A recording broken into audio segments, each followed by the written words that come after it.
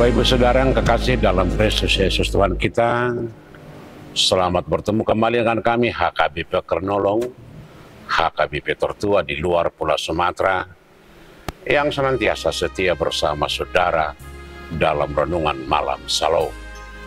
Dan untuk memulai renungan ini kita berdoa.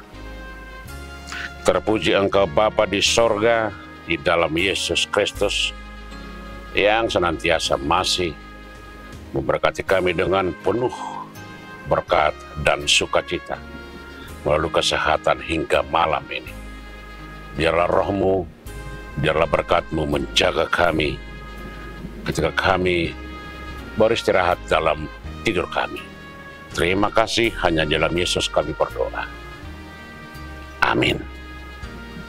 Saudara-saudara yang kekasih, firman Tuhan yang menjadi renungan untuk kita sebagaimana ditetapkan di dalam Almanak HKBP, kita ambil dari kitab Roma pasal yang pertama hingga Roma pasal yang pertama ayat 24 hingga ayat 32, dan yang menjadi pembimbing ayat 24 dan ayat 25. Demikian firman Tuhan. Karena itu Allah menyerahkan mereka kepada keinginan hati mereka akan kecemaran, sehingga mereka saling mencemarkan tubuh mereka. Sebab mereka menggantikan kebenaran Allah dengan dusta, dan memuja dan menyembah makhluk dengan melupakan penciptanya yang harus dipuji selama-lamanya. Amin. Demikian firman Tuhan. Saudara-saudara, selamat tahun baru. Kalau kita mereview kembali perjalanan kehidupan kita, betapa Tuhan itu sungguh luar biasa yang memberikan berkat dan anugerah. Kalau hari ini kita bisa berdiri dan masih bisa bernafas hingga saat ini, itu harus kita akui, itu adalah semua atas berkat Tuhan.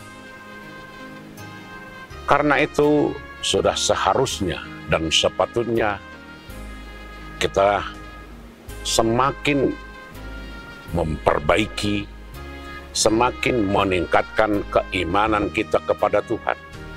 Di tengah-tengah persoalan, di tengah berbagai hal yang harus kita hadapi setiap saat dan setiap hari. Karena kita sedang berhadapan dengan berbagai tantangan, baik dari teknologi, baik dari ilmu pengetahuan, baik dari perkembangan zaman yang begitu luar biasa, yang berakibat kepada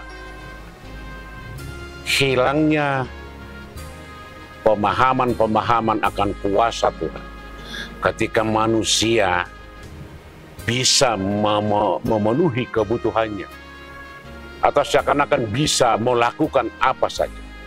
Teknologi, modernisasi, membentuk perilaku yang berbeda, yang kadang-kadang membingungkan dan kadang-kadang juga berlawanan dengan perintah Tuhan.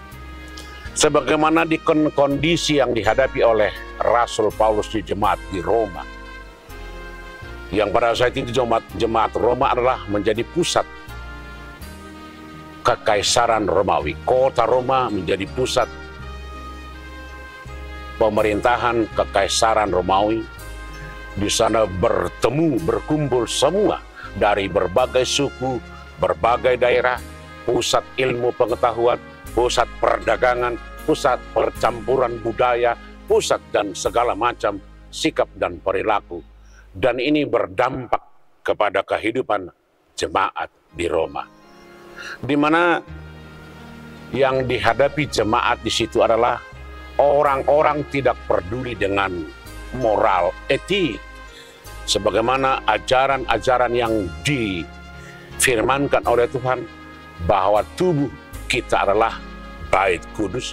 Tetapi bagi orang-orang Roma pada saat itu, mereka secara bebas melakukan apa saja, apakah perjabulan, apakah tindakan-tindakan yang tidak disukai Tuhan, apakah katakanlah dari susila, dari etik, dari moral, semuanya diperlakukan secara bebas. Dan ini berdampak luar biasa bagi kehidupan orang-orang jemaat di Roma. Bukan hanya itu, dari segi pemahaman agama juga di sana bercampur baur berbagai aliran-aliran yang juga sering berpengaruh atau mempunyai dampak kepada kehidupan orang-orang Kristen. Sebagaimana kita hadapi sekarang, banyak ajaran, banyak aliran, banyak yang dikembangkan dalam bentuk pemahaman-pemahaman baru. Bagaimana orang-orang percaya, bagaimana orang-orang Kristen, bagaimana orang-orang yang setia kepada Tuhan menghadapi ini. Inilah yang disuarakan oleh Paulus. Karena itu, mereka yang memperhambakan diri kepada nafsu, kepada keinginan, akan mendapat murka dari Tuhan. Dan mereka yang telah melupakan siapa penciptanya dengan mendewakan dewa-dewa, kekuatan-kekuatan, baik kekuatan secara materi, baik kekuatan secara fisik, baik kekuatan dari dewa-dewa atau makhluk-makhluk lain. Ini pada saatnya akan dihukum oleh Tuhan. Karena itu, sebelum hukuman Tuhan itu, baiklah orang-orang percaya pada zaman ini sebagai orang-orang yang telah ditebus dari dosa. Kita tidak boleh memperhambakan diri dengan nafsu, dengan keinginan, dengan segala macam perilaku-perilaku yang tidak senonoh dengan Tuhan, baik secara moral, baik secara etis.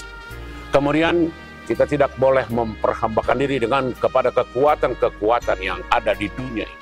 Apakah kekuatan teknologi, apakah kekuatan dari modernisasi, atau juga kekuatan dari materi. Memperhambakan diri kepada materi, itulah pertanda bahwa kita telah meninggalkan iman percaya kita.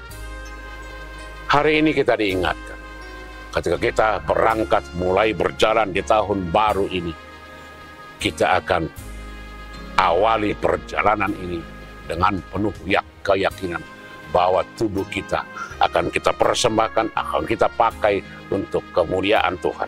Sebagaimana Paulus berkata di Roma 12 ayat yang pertama, persembahkanlah tubuhmu sebagai persembahan yang hidup, yang kudus, yang berkenan kepada Tuhan, sebab itulah ibadahmu yang sejati.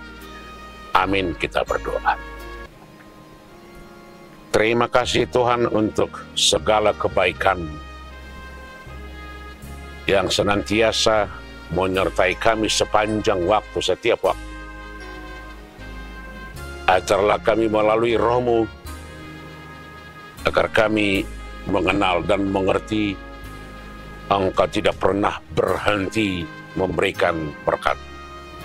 Dengan demikian kami mempunyai iman yang kuat dan pengharapan yang jelas untuk menjadi orang-orang yang selalu setia kepadamu. Hanya di dalam Yesus kami berdoa. Amin. Anugerah Tuhan kita Yesus Kristus, kasih setia Allah Bapa, dan persekutuan dengan Roh Kudus kiranya menyertai saudara-saudara sekalian. Amin.